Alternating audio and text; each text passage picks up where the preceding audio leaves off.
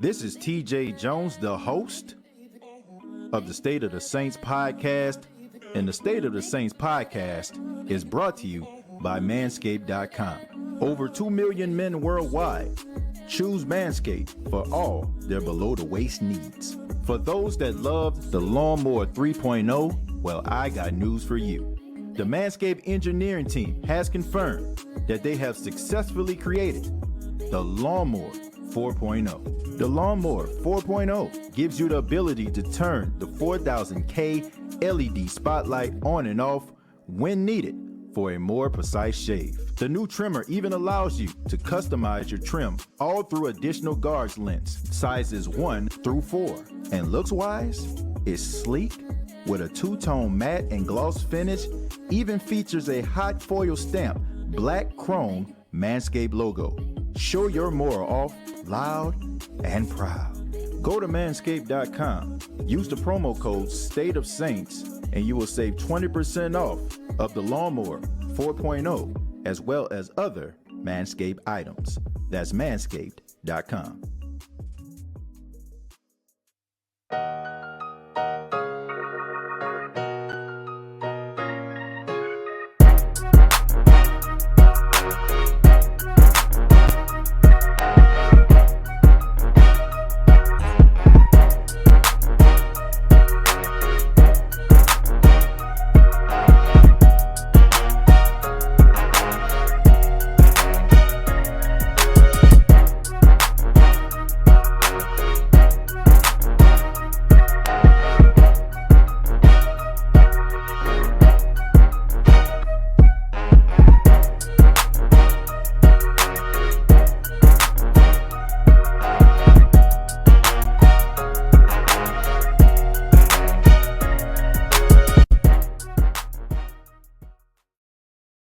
Hey, what's going on, Who Dat Nation? It is yours truly, TJ Jones, the host of the State of the Saints podcast.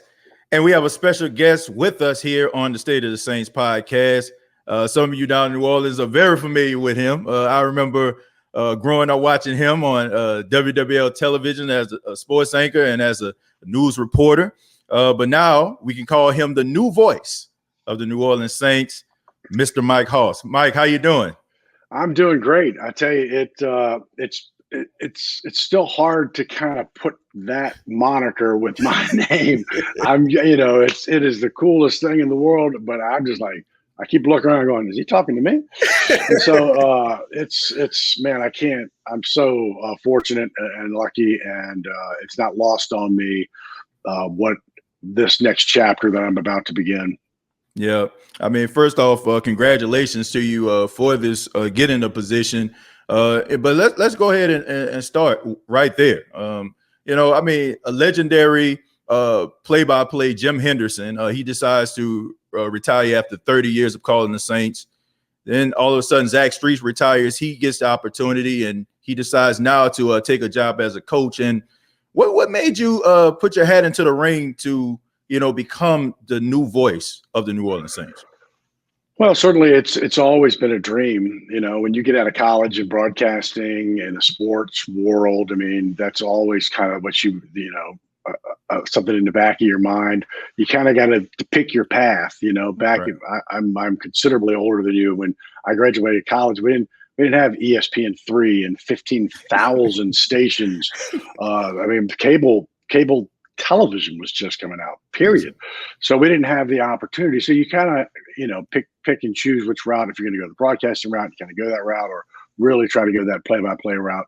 So I went kind of the broadcasting route. And then when I, a couple of Quip stocks in Virginia, where I'm from, and Charlottesville, Harrisonburg, and then Oklahoma, Lubbock, Texas, and then New Orleans, which I thought was just going to be a 2-year stop, I'd never been there before, never visited. I didn't know anybody here. And that was in 1989, so 30 plus years later. But so when I got here, Jim Henderson was he was my sports director. I was the weekend guy. He was, I learned pretty quickly to go, well, if I'm going to pursue ever play-by-play, it ain't going to be in New Orleans. Right? And so as it turns out, I would have waited from 89 until 2017 to get a chance. But in 2017, really 2018, after Jim retired, I was part of the process in 2018. I applied. I was in a group of finalists of however many. Get some stuff with Deuce. Did a game with Deuce for rehearsal and for kind of a resume for them. So I was a part of the process in 2018, but wholeheartedly supported Zach when he threw his name into the ring. I told the radio station, I go, you know what? I'd hire Zach. He's the right guy for the job at this point. He kind of checked all their boxes, and he's a brilliant guy. And he did a lot to really change that broadcast. As we're sitting here right now, more than anybody, radio is television now. Television is radio. And so he has really carried the broadcast into kind of a new era. And he worked very, very hard, and he's been super supportive of me. So when he went back to coaching, I was like, what? I was stunned, but he has been so helpful. So I guess because I was a part of it, and it wasn't 20 years ago, it was 3 years ago, that the process kind of picked up. I reached out to them, they reached out to me, and they went through the process again. It's a long, Zach, I think, made the move in February. I talked to him in March, and it was June, 25th. Right. It's still a long process. There are a lot of people, hundreds, who want this job. I mean, as I've said, there's only 32 in the world that do NFL football games. Again, another note that is not lost on me. I appreciate that and what people who have paved the way. So to follow in the likes, and I won't say the shoes because Zach wears size 16. To follow in the likes of Jim Henderson, who I watched do it. I watched the preparation and the work that goes into it, and then really with Zach, who I think's done a fantastic job, who was given who wants to be the guy to follow Jim Henderson? I don't want to be that guy. That's tough, but he did a really good job, and no one worked harder than Zach, and he's been enormously helpful for me. I mean, he's been. I'm in the Superdome right now. My office, as communications with the renovation that we're having here, is in the Superdome. So Zach's been here. We've talked, and he's just been great. Yeah, I can just remember listening to Jim Henderson. I mean, he played such a huge role in my broadcasting life. I mean, honestly, because I looked up to him. I mean, during a time when the Saints weren't very good, a lot of the games were blacked out. You couldn't watch them in New Orleans. And the only way that you can actually find out what the Saints were doing was listening to WWL. And Jim Henderson, I mean, to me, like how we mentioned Drew Brees, he's the Drew Brees of broadcasting down in New Orleans without a shadow of a doubt. And I understand how you saying it has Zach has some really big shoes to fill. But speaking of Drew Brees, let's just transition here. Drew Brees decides to retire, and now you have two individuals that are going to compete in training camp for a starting position. Quarterback Taysom Hill, who has been on the team for about 4 years now, and Jameis Winston going into his second season as a member of the New Orleans Saints. My question to you is, how do you see this competition panning out? And honestly, do you actually legitimately believe when they say this is a competition? That's a good question. I don't, who was it? Bobby Hebert said, if Sean Payton believes in Jameis Winston, we should believe in Jameis Winston because Sean does. And so, I think I think they'll both have opportunities. Let's put it that way. Do I think it's a true competition? I don't know. I feel like, in my opinion, we have not had training camp. I didn't do OTAs. I've not talked to any coaches. This is this is almost like a fan's opinion that I think it's Jameis's job to lose, so to speak. Just kind of makes sense to me. If Taysom's a guy, you got to rewrite the whole book. The offense becomes a different offense. If it's Jameis, you get to keep the offense, but now you've got, tools that Jameis brings that Drew didn't have. And let's end the conversation about Drew. He's the God. He's it. He's the book. And so we're not when we start talking about the quarterback. I feel like I have to say that all the time. This disclaimer, because when we start talking about the quarterbacks, it's like, wait, are you criticizing Drew? No, I'm not. No way. But I mean, you have to talk about the next guy. And so I think Jameis brings something that this offense is really not having. That's the RPO kind of factor, right. The same system, but the ability to move around a little bit, ability to run. I was, like most people as Saints fans, I was not a huge Jameis Winston fan when he was at Tampa. But when he came here, mm-hmm. I didn't get to, I've never talked to the guy, but I saw a different guy. He's lean. I mean, that year that he has had in the quarterback room with Drew and Taysom and Sean Payton, invaluable. In fact, he was in your video intro. Yeah. And I never have seen a backup quarterback who kind of was really not in the game because unless Drew was out, because Taysom would go back and forth, but he was a part of the team. Like he was that's your backup quarterback. Yeah. But I felt that he grew up immensely in this past year. Mm. And so I think that year of being in that quarterback room and learning this system, and the old Jameis Winston is gone.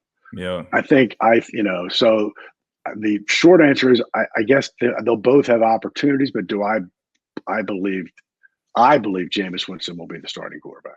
Yeah, I mean, I think that he's matured a lot too, and I think that some Saints fans that are on the fence about him, a lot of them have their reservations about him based on what he did at Florida State and also earlier in his career. But like anything in life, I mean, you have to mature. I mean, I see a guy who got married, who has 2 children. I mean, those type of things put life into perspective for you.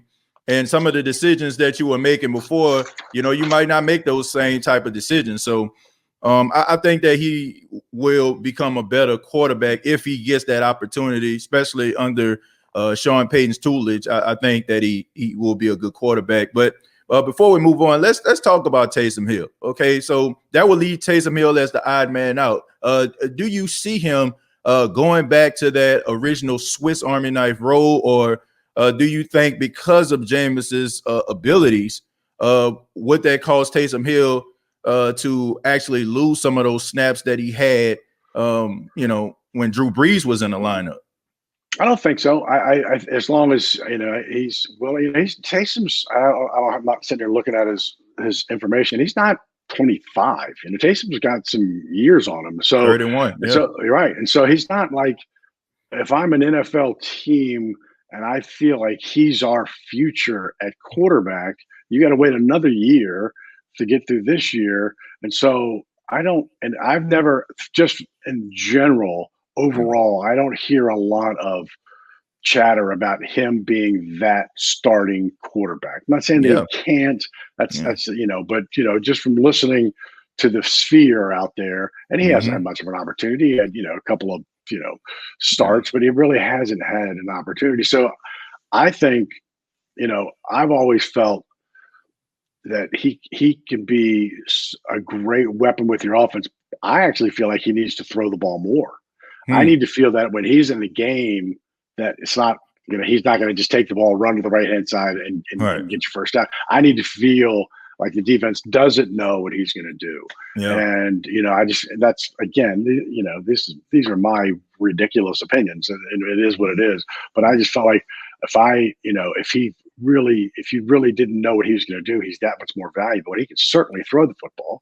Yeah. And so, I think that Sean this is like, wow, look at the things that I can do now with this offense that maybe I couldn't have done with Drew. Yeah. But more importantly, and I've said this a bunch, and this is going to sound redundant, but so people ask me, well, what do you like? We're talking about this offense. We don't know, right? We don't know. That's true. I mean, think about it. We don't have any idea. But guess what? The other 31 teams don't either. And the other 31 teams for the last 15 years have known exactly what this offense was going to do.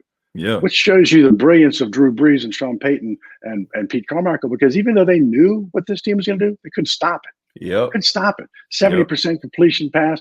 They averaged 30 points a game. I mean, but now, so I think no matter what, we're not going to know anything in this quarterback battle. Yeah. If I'm Sean Payton, I can roll this dice as long as I can roll because one, he hasn't been in this position. Right. He never had the ability to go, oh, well, they don't know who are, well, and quite frankly, it does not benefit the Saints organization for him to say anything about who's the starter. Good point. I'd on Wednesday before Green Bay, I'd say, okay, here's our starter. But that's it. I would not, but prior to the Wednesday before Green Bay, I'd say, it's an open competition. We'll see what will happen because who benefits? All that does, you're helping the other teams. Yep. Screw that. Yeah, just absolutely. Let it go. Yep. I wouldn't say a thing.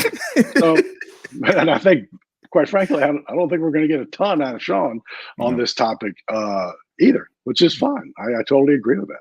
Yeah, I would be hush mouth myself when it comes to that position, but I have to agree with you, Mike. I think that they're leaning towards Jameis Winston. Not only just I just have like this sense that that's going to happen. I mean, I listened to some of the players. I looked at I listened to the podcast with Cam Jordan and Mark Ingram, and I thought that it was very eye-opening that he mentioned Jameis as a starter. I mean, I seen C.J. Gardner-Johnson tweet about Jameis possibly being a starter, Right. so it seemed like his teammates like kind of are lobbying for him, even if Sean hasn't made up his mind just yet. But let's focus on the defensive side of the football. The Saints, they had a pretty solid season last year defensively. You're starting to see, like, year after year, them become much better as a defensive unit. They have some young players up front. They drafted Peyton Turner, the rookie out of Houston. They got Tino Passigno. They signed him from the Kansas City Chiefs, of course. You have Cam Jordan, who has been the anchor for many, many years. And you also have, like, the interior linemen. But one position that a lot of people are focusing on is the cornerback position. We know Marshawn Lattimore is the number one corner, but that number two corner is going to be a competition as well. Now, they signed they didn't sign, but they actually drafted Paulson Adebo, but they still have some other young guys out there that are hungry as well. Okay.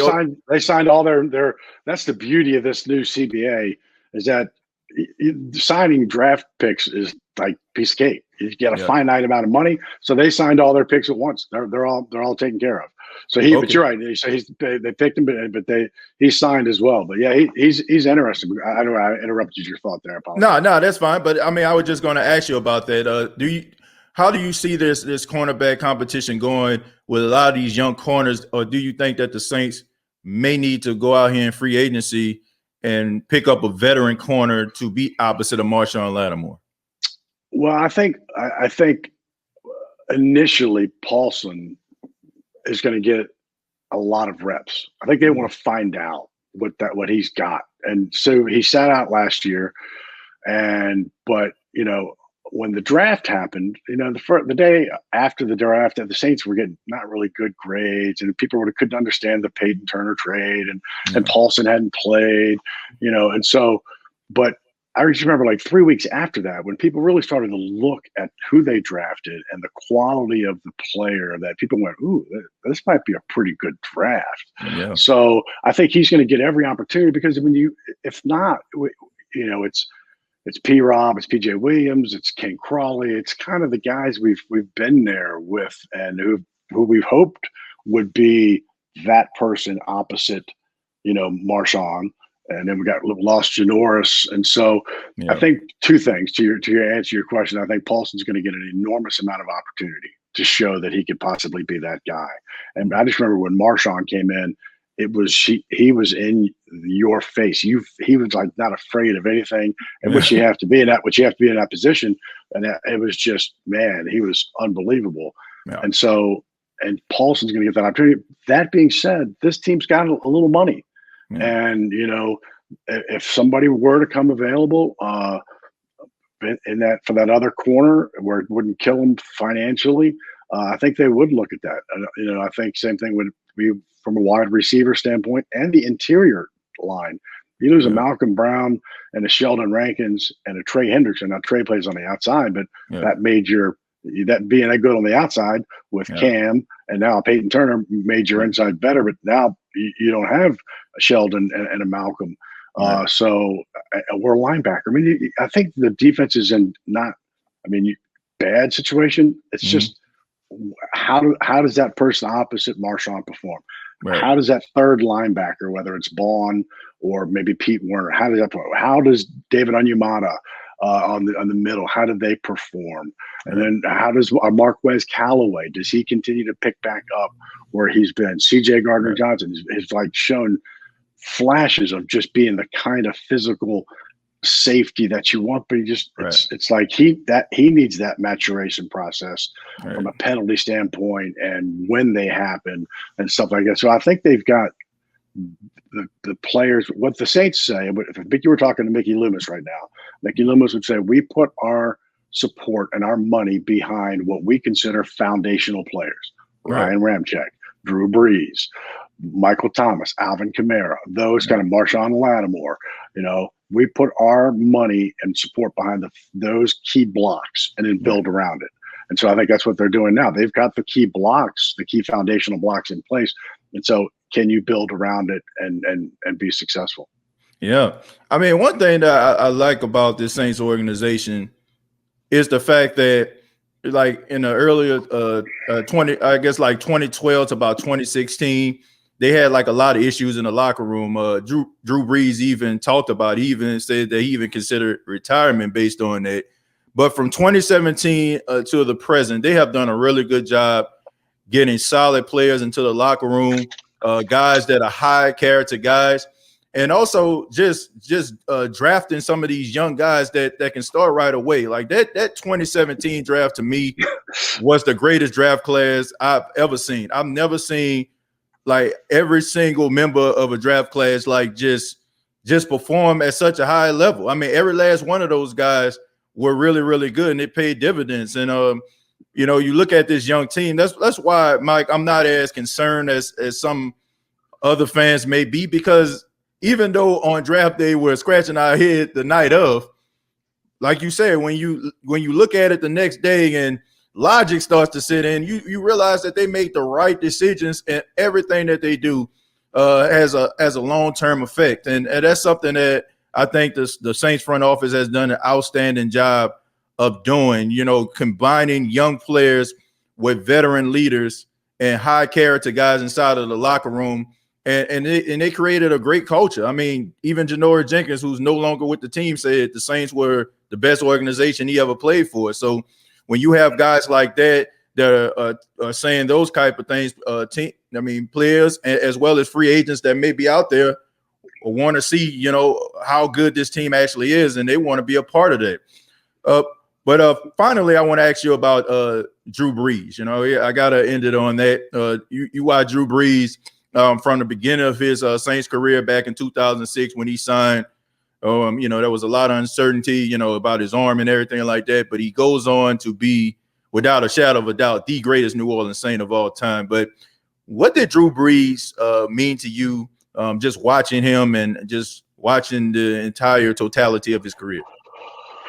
All right. Well, I want to pick up just one quickly on what you said about the 2017 draft, which is unbelievable. I mean, and I think the front office doesn't get enough credit, because Ryan Ramczyk was a trade. They traded up to that position to get a Ryan Ramczyk. We kind of forget about that. Right. Alvin Kamara was a trade. They traded up to get one of the most unbelievable, versatile running backs ever. Trey Hendrickson was what, 5th round, 6th round? I mean, he was late. Yeah. Everybody, Marcus Williams, Marshawn, that draft class, I go back to 2006. Right. That 2006 draft class, they got Marcus Colston with the 252nd pick in the 7th round, who became a 10-year stud, and Reggie and all those guys, Jari Evans, Zach Strief. So anyway, I think that 17 draft class and that 6 draft class were unbelievable and character of people. So Drew, so two things I always feel about Drew, and they're kind of on both ends of his career. In 2006, when he got here, and this is kind of more a non-football, he came here, and this is a year post Katrina. And, the place was a mess. People that come here now go, you don't remember 2006, things didn't exist. Things weren't open. But if they weren't open, they weren't there anymore. Yep. And so he came here and looked around, and he and his wife, Brittany, took that flag and they said, this is our home. We're living here. We're moving. They moved uptown. You could go to his house. People would go to his house, knock on his door. That's how open they were. Now, they didn't have kids yet, but they decided when they had kids, this would be their home. So that just as a human, as a character, what he did for New Orleans in 2006 by saying, we're open for business, we're living here, I think was unbelievable. So then I go all the way to 2020 season, and I would watch Drew warm up prior to a game. And he could have easily just jogged out, thrown the ball, get loose. His stretching and getting ready for a game is about 30 minutes. It's painful for an old man like me to watch who can barely touch his toe. I mean, he took care, but to me, that was the point. He took care of his body. He could do things at his age with his body to stay in shape and to be, limber, and he took care of everything. That was the work ethic. So in between that, you have this work ethic and a winning culture. I don't think we can ever forget the impact of the 2006 season. So they were 10-6.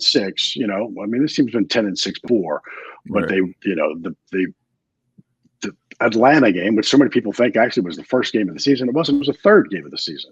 And the first two games of that season, nobody talks about, but I think were the most important games in this franchise because they went to Cleveland and they played ugly, right? Yep. Now, if you're a Saints fan, we don't win and play ugly. We're not Tiger Woods. We don't play ugly and win. But we did. We did. It was kind of like, well, that's strange. And then they go to Green Bay and fall way behind on the road. Yeah. I'm like, oh, this is over. And then they came back. And so you've got to win ugly, and the ability that we don't care how far behind we are. We've come back and went on the road, and then you come over to Atlanta and see Cleveland. But I mean, I just felt like that season initiated a winning culture, and quite frankly, that Bears game in the NFC Championship should have been a Saints victory. They had the momentum, running the ball. I mean, that game, if I had to go back and and then they're in a Super Bowl, and I think they would have been against Peyton again. Peyton Manning. But so that season delivered so much because it brought a winning culture. It brought the ability to get free agents. It just changed. And even 07, 08 weren't great years, but they were winning. The culture was here, and so Mickey Loomis and Tom Benson and now Mrs. Benson and Dennis Louch and that whole crew deserves so much credit because you don't get to just change a winning culture. This football team won in 87, 88, 89, 90 in those years, but it wasn't really a winning culture, right? It was like we were winning and it was all new, first time playoff, first time NFC West, championship, but it wasn't a culture because it ended so quickly in 93, right? So I just think that Drew on both ends of his career in 2006 and then in 20 with his work ethic in between changed the franchise. Yeah, no doubt about it. I've said this on the State of the Saints podcast, Mike. I said Drew Brees was the quarterback of the Saints for 15 years. Now, I can just imagine a 10-year-old kid who probably just started to watch football. The only thing they can remember is the Saints like being a winning culture. So if you're a 25-year-old woman or a 25-year-old man, that's the only thing you remember. But dude,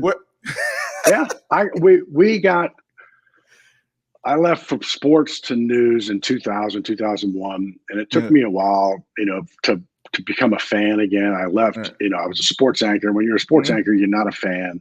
But so in 2006, after Katrina, I'm like, you know what? Let's get season tickets. There are 35,000 open season tickets. Open. I could have played it down. They're like, where do you want to sit? Where do you want to sit? So, in 2006, I was like a lot of people. I became a season ticket holder. And they go to the NFC Championship game. And I'm like, what's all this? Everybody barking about this team. Now, what are you talking about? In my world as a season ticket holder, Super Bowl champs, playoffs, win 49-15 of those. I'm just like, it's like, but now we're so spoiled. Yeah. People go, oh, what? Literally, they go, oh, 13-3? Oh, good. 14-2? That's good. That's good. I mean, it's like we expect it, which is a good thing. That, again, goes back to what has happened over the last 15 years with Drew and Mickey and Sean creating a winning culture so that we go 13-3 and go, okay, that's cool. That's true. And now every member of the Who Dat Nation finally found out the mystery behind the Saints' success. Mike Hoss buying season tickets. There you go. I don't like to take credit for that, but I just like I'm like, you know, because I was so much fun those years. You know, post Katrina, we needed the Sundays were so important. Yeah, just like these new Sundays in 2021 are going to be post COVID. Yeah. It's like it was. I mean, a game was an event, road or home. It was an event, and it was just they were such that 2006 season was such a fun season. Yeah, I mean it was, and I mean the Super Bowl, but the Super Bowl. I mean they go 13-0, right? Yeah, you know, then lose their final three. And you know, you're thinking, can they pick it back up? And so, but that 06 season, just because of when it was and the post Katrina aspect, you know, it rivals. It doesn't top the Super Bowl, but it rivals it. Yeah, I can just remember because I mean, I left New Orleans in 05. You know, August of 05 because of Katrina. I was going into my sophomore year at Dillard University, and I had to end up transferring to Jackson State out in Jackson, Mississippi, and I remember. That 06 season, I mean, sitting in my dorm room, like watching the New Orleans Saints, like win these games, and you know, and go to the playoffs. And I can just remember how much I needed that, you know, because I mean, when you got so many people all over the place, the one thing that bind us all together was our love for the New Orleans Saints, and just to see them actually go on that magic carpet ride of a season.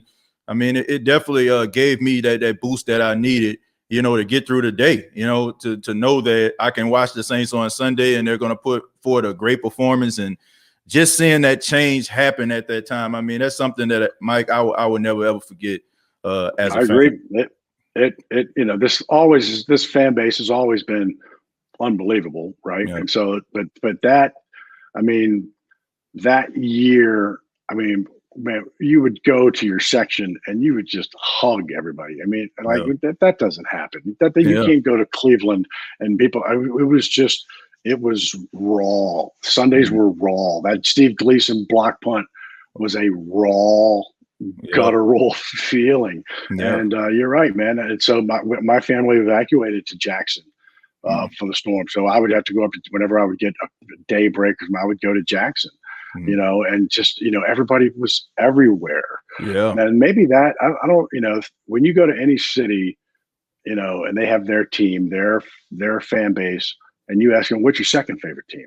The Saints are almost always everybody's second favorite team. And maybe that is, you know, but the lovable losers of years past, but 06 from that point on, it's just, they're a fun team. And if you've ever been here or been to a game, man, it changes you. And so, so I'm looking. That's why I think 2021 is going to be so wild. I mean, last year's games were almost comical.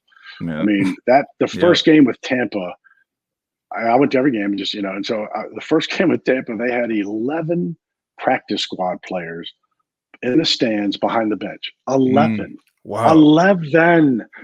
It was like, what am I? It was bizarro world. It was. I could hear everything. It was the most weird, cool. I don't ever want to do it again, but I mean, I'm just like, this is unbelievable. So I can't wait for this year. I can't wait for this season and the number of people. It's going to sound like, oh my Lord. Yeah. I don't care if they're wearing a mask or not. I mean, I think it's definitely going to be incredible. And I know all the members of the Who Dat Nation are looking forward to hear you call the Saints games. And call us all the way to the Super Bowl. I'm calling it right now. I hope so, baby. All right, I hope so. Bring some of that 06 magic with you, Mike. That's right. That's right. I still got my tickets. Now, I will admit I lost them in the renovation. We lost our seats, but we still kept our tickets. But thank you so much, Mike. I really do appreciate it. Before you go, let everybody know how they can get in touch with you. Well, easily Facebook is Hoss Communications or Mike Hoss. Twitter is at Mike Hoss.com, at Mike Hoss, COMM. Instagram right now, I'm in the middle of merging some accounts, but so certainly Twitter and Facebook, easy enough, and I'm working on Instagram, and that's all I can handle. I can't do Snapchat and all this stuff. I got 2 daughters, 20 and 22. I mean, I at some point, I got to shut it down. But Twitter and Facebook, easy enough. Yeah. Well, thank you so much, Mike. We really do appreciate your time. Thank you for being here on the State of the Saints podcast. Have a good call every game this season. Thank you so much. Thank you, my friend. Have me back anytime. Love to. Thanks, TJ.